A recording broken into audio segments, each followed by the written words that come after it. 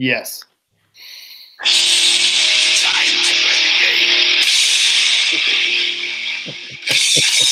Some wrestling music for that ass. Yeah.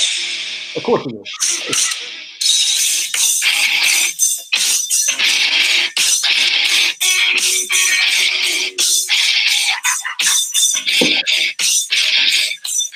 It's all about the game, and how you play it.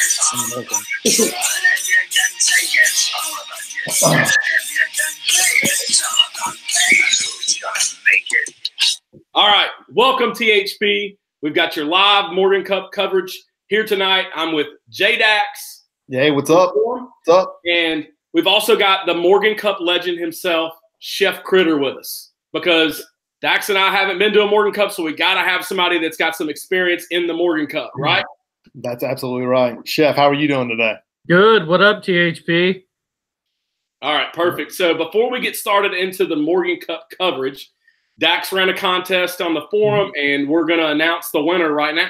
Yeah, we have a couple things. I appreciate everyone jumping into the Ball Speed Blitz thread, asking some great questions. But the winner of this hat and this swag box, sweet swag box, is T-Puff. Great question about the AI. You win the swag box. PM me and I will mail it out to you. Also, CH Par 4 is giving away a T-shirt and a hat from this same event that he went to. That goes to Stimmy66. So email me or PM me your address and we'll get that sent out to you. Congrats, guys. Awesome. Awesome. So let's just start this thing off. I'm going to, we're going to dive right into this. And Chef, I'm going to start out with you. I've got a question. So you played last year in the 2018 Morgan Cup. Talk to me about how you felt prior to going into that event. Yeah, last year was kind of a mixed bag. I went into the event feeling pretty good, but till you tee it up and get there and, get a few swings under your belt, you really don't know. I mean, you can feel confident in the world, and then all of a sudden you hit that hosel rocket out on the range before you get out there, then it's all sideways after that. Literally sideways. Dax, you know a thing or two about hosel rockets, right? Yeah, unfortunately, yeah, I do. Thanks for bringing that up. So speaking of kind of the lead up, you guys had a couple practice rounds, right, last year. Did that help you? Did that benefit you? Did it help kind of add to a little bit of the team camaraderie? What were your takeaways from those practice rounds with some of the teammates? Yeah, practice rounds were good for me from a getting to know everybody standpoint, right? Not knowing anybody on the forum. Up until that point, all we had done was PM'd each other, texted back and forth. There's only so much you can know about someone until you get out there and play a round of golf with them. Got to play with Otto Walklow, the artist formerly known as C.A. Elric, now McLovin, Jimmy from Canada, and Pat's fan. We all got to know each other and kind of lets us nerves at ease, knowing that someone's not going to be a Richard out there whenever you get on the course with them. Gotcha. So, I mean, now you've got your practice rounds under your belt, all that good stuff. You walk to the first tee. You guys have both played in some big events, Granddaddy, Morgan Cup, that sort of thing. But any first round, first tee nerves, what did you think about that? Oh, yeah. First tee nerves are always there, especially in an event with this magnitude when you know that the first tees are being aired live. That adds a little bit of pressure to it. And going off with the legend Freddie himself. Freddie, my man, the Panda. The Panda and Jay Sizzle and Master Yags, right? So I'm going the deep end. Had a good warm-up session, and then on the first tee, all I could think about was, can I get this in the fairway somehow? There's a driving range right, and there's OB left. That's all I could see all of a sudden. It was like I forgot how to swing. Dax, I mean, what are your thoughts kind of on these first tee nerves at one of these big events like that? I'm gonna make an assumption that Morgan Cup pressure is very similar to the Granddaddy pressure. Yeah, you want to get off the tee early, and I think that the setup's going to allow them to do that because, I mean, they open up, with two-man shamble. So that's going to be probably the most comfortable that they're going to be this entire time. But yeah, that opening tee shot of any format really is very nerve wracking. But once you get into it, you sort of forget about the nerves and you just start playing golf. Yeah. So, Chef, question for you, real quick. So, are there any parts of the round or shots that you can kind of remember that you feel like really produced points, and really kind of led, keys to the match play, anything like that you can kind of remember from last year? Any pointers you might give some of the guys that are playing this year? Yeah, well, in different parts of it, you act differently. So in two-man shamble, whoever's hitting first, you obviously want to see one in play, right? It doesn't get the nerves as rattled. You don't overthink it. So getting one in play is definitely good. And then just being consistent, hit those greens, hitting chip shots up close where the opposing team think they can maybe steal a point or get a hole here and there. I mean, those are just what you call soul crushers. Everybody thinks that, oh, we're in a good place here, and then all of a sudden, boom, you're up and down out of nowhere, and then next thing you know, you're one down. Yeah, absolutely. So, is there any lobbying that kind of goes on with the captain about who you get paired with or like who you want to play against? I mean, how does that look at a Morgan Cup? Yeah, leading up to it, there's not much for us leading up to it. There wasn't. And I was an unknown. I didn't know anybody. So, I just wanted to play against whoever, give me the best, give me the highest cap, the lowest cap, doesn't matter. It's all about golf. When we went into it, as we got towards the end, we definitely knew who we'd like to play or didn't want to play. I'm sure MJ Clattis doesn't want to have a repeat again. Oh, Lord. All right. So this is, I guess, kind of a question. Let's talk about this year for a minute. And so a little bit of research we did on the course. We know it's going to play somewhere around 6,600 yards. Course ratings 132. Nothing to sneeze at. But what are both of you guys' takeaways from kind of the course? We looked at the flyovers, all that in the thread. So Dax, kind of start us off there. What do you see? Yeah, I mean, I think that it's not a long course, but it's going to require some precision, and it's really a second shot golf course, which is, I don't think that the Bombers are going to have that big of an advantage. I do like the way this course finishes. Like from the 14, most people aren't going to be able to get home in 2 there. So from your third shot into 14 all the way through 18, a lot of things could happen, whether or not it's alternate shot, whether or not it's shamble, or even in Sunday singles. I mean, literally 17, the par 3 is a hole that could be possibly conceded at the tee box if you can't put it on.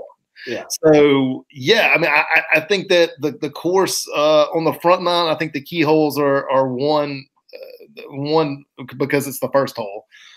4, 6, and 8 are great.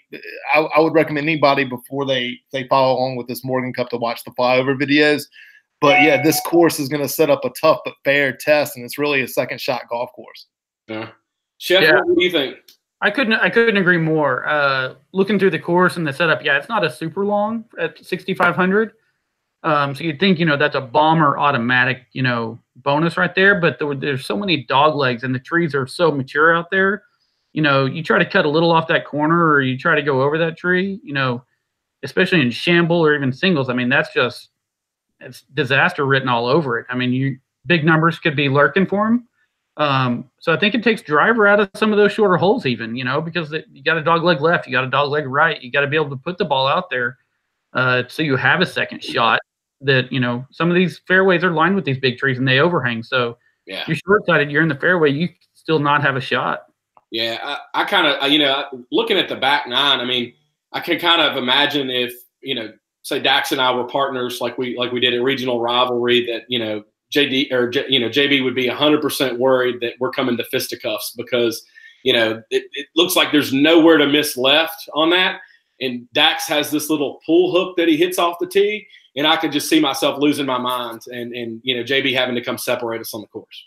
Yeah, I mean, I also didn't like the fact. I mean, obviously, the teams have looked at the course plenty. Boiler was already asking for drop ruling, questions. It's never really a great thing to preemptively ask how this works in a shamble before you get out there and play. So, yeah, the course is going to be set up tough but fair. And the weird thing is, not weird, but the quirky thing is that on the par fives, they're so guarded that it really, most of them are going to be 3 shots. You're not going to be able to get home in 2 without bringing a bunch of trouble into play. Most people are going to try to lay up. And so how does that wedge game work on the par fives where you can make something happen? Yeah. And looking at those last 4 holes, we've got the 15 and 17, the par threes. You mentioned 17 earlier, but it looks like to me you can't miss short on either of those par threes. And I mean, I can see some matches coming down to those last 4 holes, and anything can happen. Oh, absolutely, absolutely, yeah. I mean, you can't miss short, and with the native area, I mean, there could be some try to be hero areas coming out of there, and some new Cobra Puma gear would have to be ordered after hitting out of the mud there. Yes, I love it. So let's talk a little bit about kind of, a lot of these players, we talked a little bit about the course, but, there's got to be a rust factor. I think, the weather in a lot of areas, like for Dax and I kind of in the Southeast, I'm in the Carolinas and Dax is in, Tennessee. We've seen a ton of rain, like unseasonable amount of rain. So we haven't gotten to get out and play much. And then, in some of the northern parts of the country, cold and wet, how big of a factor is rust going to play into this with this, this tough course that they're going to play?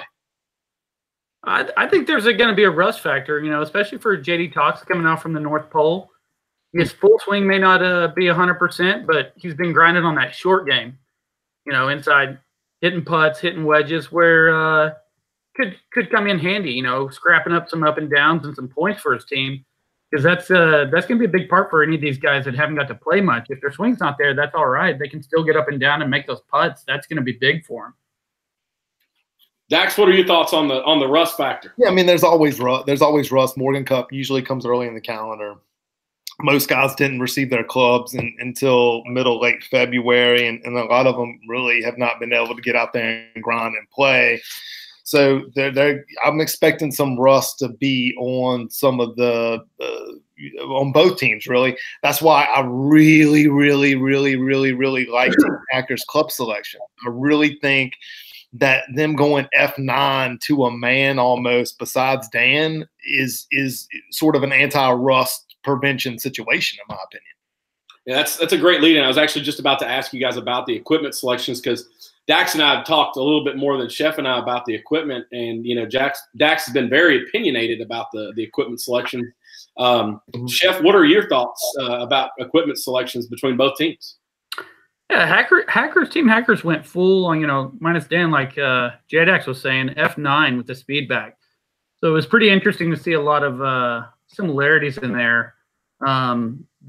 With a little bit more variation on Team Paradise. The thought that I had, though, on the club selection was the shaft selection coming from Hackers being heavy up on the top bag with the Hazardous Smoke 6 and a majority of drivers, a lot of variation with drivers, fairway woods, different launches, different angles, and even into the irons. So there's not a lot of continuity in some of the setups, which could bring in some play. Whereas Team Paradise was a little bit more traditional, I would think, with their shaft setup. Even though there's some combo sets, the Forge Tech Black, great club, maybe not as forgiving as the F9, but definitely a great set. I gamed those all this past year, and they're phenomenal.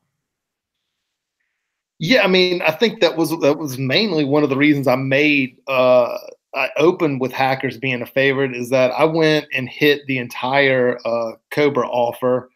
And the F9 is probably the best iron they've ever come out with. And it's very forgiving. It maintains ball speed on miss hits. And if you're talking about rust, you're talking about Morgan Cup pressure here, you're talking about a variety of factors. I thought that was the best tool to have in the bag. I understand what Chef's saying, that Paradise went more traditional, or what we thought they probably should go at the top of the bag. But when I look at only two members of Paradise went with those F9 irons, and that was the real sort of thing to me that separated Hackers from Paradise there was the iron selection. And then we did see a little bit of some weirdness in some of the wedge setups. I mean, I'm not gonna lie, from an unintentional, like, sort of like entertainment standpoint, I loved the club orders that came in for this Morgan Cup. Yeah. Well, yeah, there's a national tape shortage now because of all the wrap buildups, man. Right. I hope y'all have enough for the Strixon event. Right? I think they're on back order now. Right. I mean, you know, did they all? I mean, so they didn't. I mean, and not enough people went with that helium shaft that's offered no upcharge on the F9 driver, in my opinion. I think the helium shaft's a great shaft for a wide range of golfers. And I think only one person went with that helium on either team. Yeah, and that's curious on that smoke low spinning, low launch shaft with these dog legs out there. I don't know, that could come back to come into play of it. Yeah, I will be the first to tell you guys, US Team EMEA makes a great shaft. All my shafts are currently US Team EMEA. So, okay, well, I mean, we were totally crapping on the Project X smoke, but I'm not. I do know this. That's Huddy J's setup shaft in his Epic Flash. And it's a little much for me to handle. I'd much rather have the helium, and I'm assuming that some of these guys are a little closer to me than they are to Hudson, and that's why it's sort of, when I watched the shaft selection, I didn't like a lot of them at the top. But I mean, Paradise actually went a little bit more like I thought than Hackers did, so we'll have to see how it plays out, especially off the tee. All right, so let's get into the odds. So, you know, Dax, you're kind of our numbers guy, the odds man. Walk us through the odds, and why is Team Hackers such a, you know, just incredible favorite here? Like, what has happened? It's more, look, if you look at it from a pure, just combined handicap standpoint, these two teams are within one stroke of, from each other, really. Hackers does have the lower combined cap, but it's only by one stroke to Paradise. So on paper, Paradise is not this big of a dog, or they shouldn't be this big of a dog. It's more of a cult of personality thing, in my opinion, because you have a granddaddy winning captain, star of range days in Dan. You have Alex, who everyone watched during the sweep. He's well known. Moulton's on staff. This leads from a popularity contest. A lot of people banged that Hackers window and showed a little bit of disrespect to Paradise as the picks came in. Now, honestly, the way the line moved, like if this was a more traditional type situation, you would have based it on the amount of money that came in. But since every person in the THP universe, one pick equals, you know, sort of one vote, this is why the line moves. I opened the line at Hackers because I liked Team Hackers minus 280 because I like the calculation better. But the way this thing's gotten bet in the contest thread, it's all the way up to 550. Though I do think the format favors Paradise, and maybe we'll get to that in a second. But I think it's a lot closer than the experts, and I think it's a lot closer on paper than it really would be if you didn't have some of the personalities on Hackers that drove that action. So another question that came in from our buddy Big Soil, he wanted to know if you had put odds on the captain's match. I mean, I'm going to send, once we get the singles action, just like I did last year, I'm going to give a number on each one of the singles matches. But if you had to press me now, I mean, Dan's going to lay 8 to JDax. I mean, I sort of give me the pops, Pop-a-Palooza, baby. Give me the Dan's going to go off as a favorite, but he's definitely a live dog. JDax is definitely a live dog in that match. So will your window be open for bets? I mean, look, I've already got a couple side bets in on this. I have not made my official pick on the form. We're going to do that at the end of this video. But yeah, I mean, my window will be open for singles action. But I mean, why would someone bet the person that set the line? So speaking of the side action, what side bets do we have right now in the forum? I mean, there's been a few. I mean, Posey really is the one. Like, he's going to have a season's worth of balls if somehow Paradise wins here. I mean, I think I've got Hackers in a 2-for-1 Chrome Soft versus Wilson ball with him. I think there's someone else that has a tailor-made the TP5 1 dozen versus 2, and I know that him and Alex have a ball bet too. So yeah, I mean Posey's the only one that took any action on the side, but I mean if Paradise pulls this out, he's got like 6 dozen balls coming to him. All right, so let's talk a little bit about the format, and let's start with singles because both of you guys have had the opportunity to play in singles match. I haven't at a THP event. I mean, I'm glad that you're calling what I did playing singles. I appreciate that. Well, I mean, it was tough. It was brutal, but you got to play Finley. Not everybody can say that. So yeah. He is the man, the myth, the legend, and Unfortunately for these guys, Jason Finley's not playing here. So, talk to us about, we'll start with singles, but hey, what do these guys need to be thinking about as they're playing singles? What can they expect? I mean, Chef, let's start with you. You played the Morgan Cup last year. You had a great singles round. What did it take to win? What does it take to win a singles match? Yeah, I mean, as the tournament progresses and you kind of see what everybody hits and plays and how their game is, so you can gain some insight early, but don't get caught up in it. Is you still got a job to do in front of you. I was playing MJ Cladis, and I was laying 8 to Cladis. I mean, so 8 pops in stroke play or in match play is no joke, right? I mean, you essentially start 8 down, and you got to climb your way back. The key for these guys just getting off that first tee, hitting fairways, hitting greens. Force a mistake here and there, and try to see if you can get under someone's skin and get them rattled a little bit. It's where I like that the JDax and Canada match. I mean, 8 pops with those guys who can golf their ball pretty solid. That's going to be a good watch right there for sure. Yeah. Yeah. Totally. Max, what are your thoughts? I mean, I know you said, can you consider what I did? So you have two. So here, right here, this is the covers that we're bringing because you have 2 sides of the equation. I mean, Chef went out last year and won 7 and 6, right? I went out and lost 8 and 6. I mean, so. Yeah, there's a meltdown that could happen. I think that the key thing is that you control what you can control, and I didn't do that very well. Finley got into my head like he was living rent-free, and that match was over before we teed off. So don't let that happen to you. Just do opposite what I did, and you're going to be fine, guys. Well, yeah, and this being a second-shot golf course, I mean, you start pressing a little bit out there, mistakes happen on either side, right? You get a little too cocky, try to go pin hunting where you shouldn't, big numbers are going to creep in. Yeah. So Dax, talk us through the rest of the format here. What do we have? You open up with 2-man shamble, and then that's the first 9. Second 9 on Saturdays, 2-man best ball, and then this is where I think the Morgan Cup's going to be won or lost. I mean, the third 9 on Saturdays alternate shot, and I do think that JDax has got less options. He's got options. He's got less flexibility than Dan does as it relates to his pairings. But depending upon how he pairs this thing, 40% of these points are available on Sunday.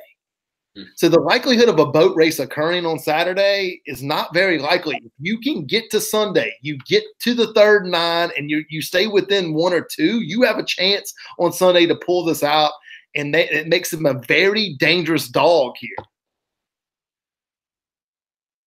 What are your thoughts there, Chef? Yeah, I totally agree.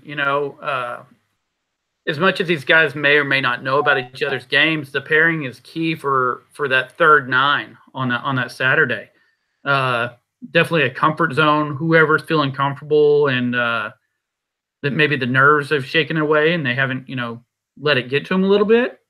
I think that third 9, if JDax puts together a solid lineup, can be ahead or within a point or 2, maybe even 3. Sunday, he's got a chance, man, because there's so much on the line on that Sunday. It's just how much they settle in that first 18, what they come out of that is, and that third 9, that's the turning point of the whole thing right there. Yeah. And so speaking of kind of the pairings, I mean, in y'all's opinion, I mean, who has the more flexibility in their lineup to put pairings out there from? Dan's got options galore, and I think that JDax he's got options, and there is like a couple very creative things that he could do to make this very entertaining. I just don't know if he's going to do them. I don't know if that captain's going to go for that type of gambit, but yeah, Dan's got way more options. I don't think anybody would deny that. Chef, any thoughts there?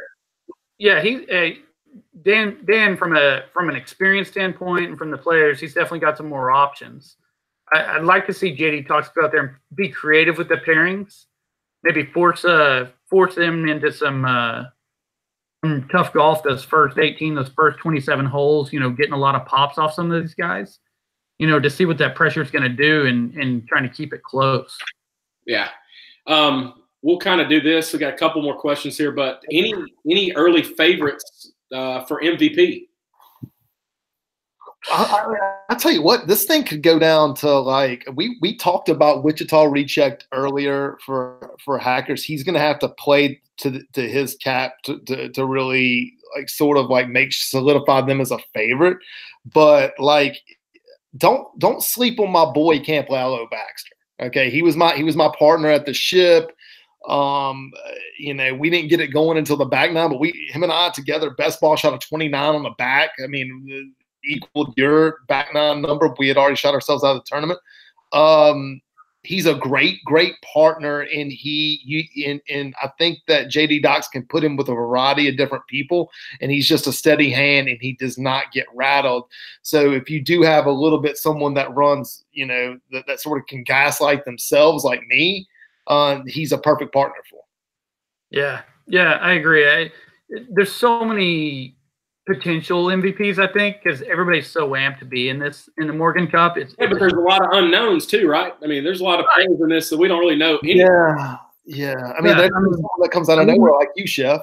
Last year, I wouldn't sleep on any of them, really. I think the meat of the sandwich though is in those middle cap areas for as far as an MVP stepping up and really just you could see an M2 Giles, a Boiler Cleve, Alex, Wichita Reject, Moulton, all those middle guys could come out and either, post a 75 or 76 and just play out of their mind, or it could go the opposite way. But I think there's a lot of potential on both sides because everybody's been prepping for this for quite some time. Yeah, you look at guys like 93 Civic Coupe. I mean, he's dropped his cap by 4 strokes.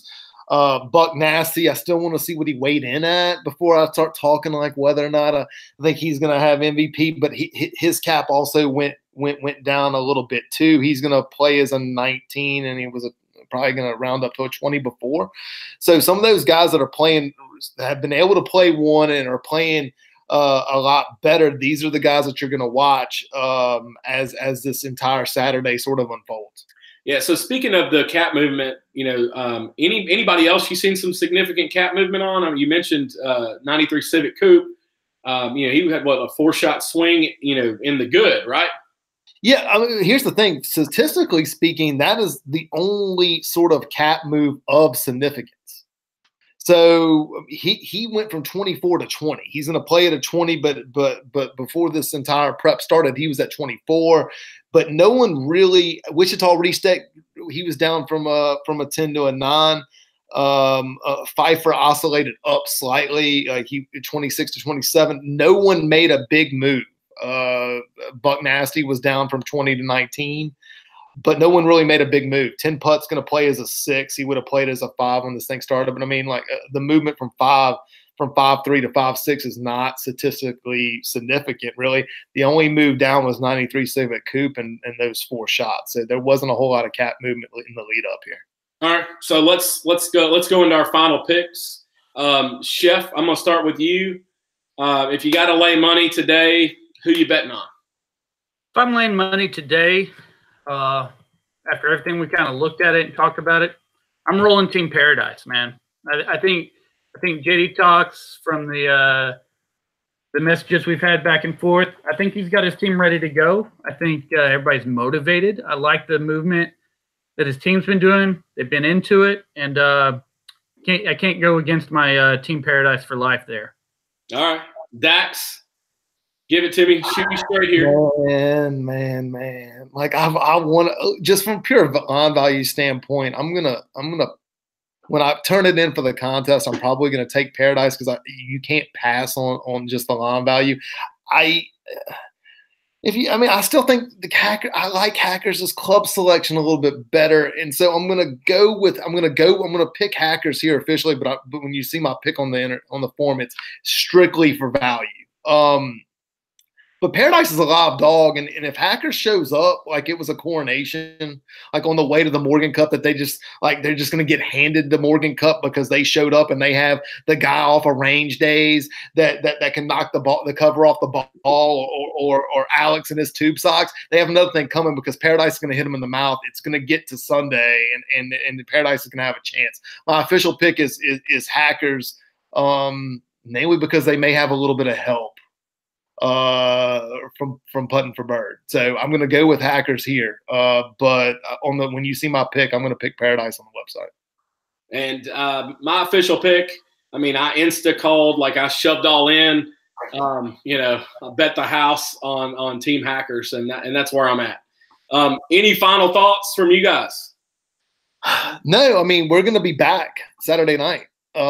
So we're going to break down the Saturday coverage and get y'all set up for singles on Saturday. And then Sunday night, we'll be back to sort of recap it and then look ahead to another event that Chef may know a little bit about that he can talk to us about.